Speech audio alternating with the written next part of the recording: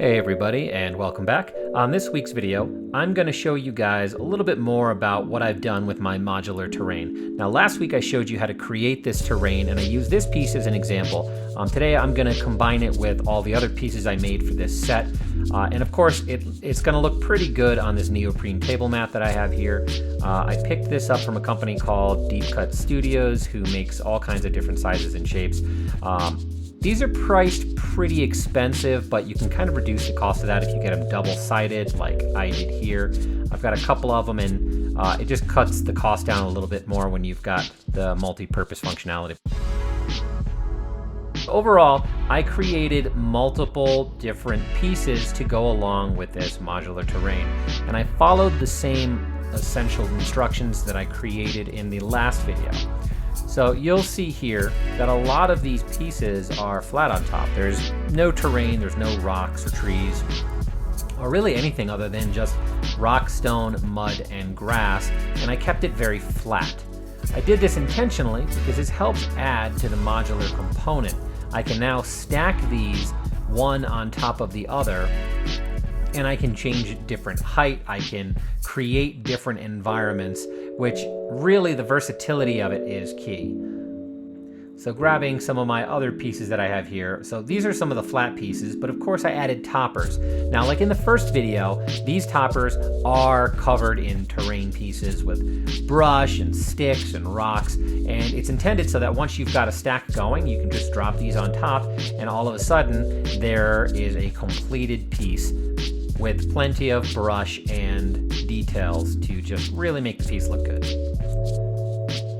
So I've intentionally made these very stackable, and I also used a couple different types of static grass because again, the goal is to be modular. Having a mix of things like dead grass and bright green grass and more, wintry grass, it helps go a long way when you're trying to make a modular tabletop. The ultimate goal, of course, with having all of this terrain is to be able to set a scene to tell a story to those at your table. And if you can make your pieces more modular, they'll be more adept at doing that. So I've created a few large pieces here as well.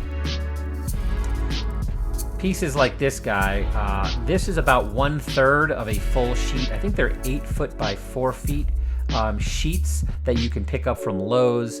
And I use maybe a third, maybe a little bit more than a third of the total sheet to create most of these pieces on the table. Some of the thinner cut ones are actually the pink modular foam that I picked up from Home Depot. So you can use different thicknesses to add a little bit more, again, versatility to your pieces. You don't want everything to be exactly the same because you, again, like Legos, you're stacking these things one on top of another and you're trying to build a scene. So for example, these two large ones I really like because now I can have a pathway that goes into the middle. I can add up some of my other modular terrain, and I can drop in a little piece here, and now suddenly I've got an island with a fork in the road for my players to make a decision to go left or right. It's just really stackable, and it doesn't take very long to be able to set a full table together. Again, just taking a look at what you've got in the story that you're trying to tell, it just makes a very impressive presentation for your players on the table. So the next thing I want to do is I want to take some of my other modular terrain, and part of the reason that we made these so flat was so that we could add in other modular terrain that we've either accumulated over time or you purchased specifically for the purpose of this set. So these are some of the trees that I've made over the last year, and I'll have links in the description down below to kind of show you where I purchased most of the components to produce this stuff. But now you've got a nice modular set, and adding in things like trees, barrels, small buildings, you can pretty much set the scene for any story. Now I also have a set from the Mausoleum set from Age of Sigmar, and it's small buildings like this, little statues, wooden, stone walls.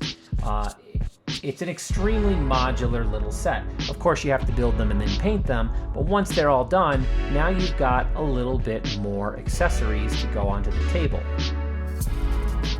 Of course, we also have our little mushroom building that we built in one of my first videos that I produced.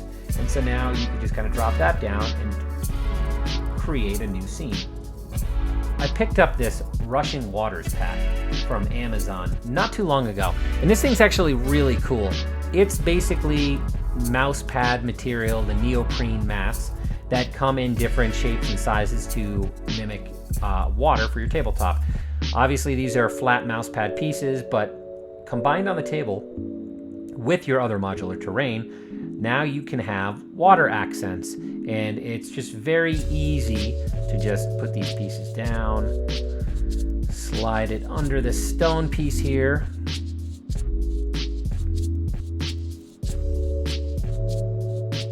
and now we've got a pond between our two land masses.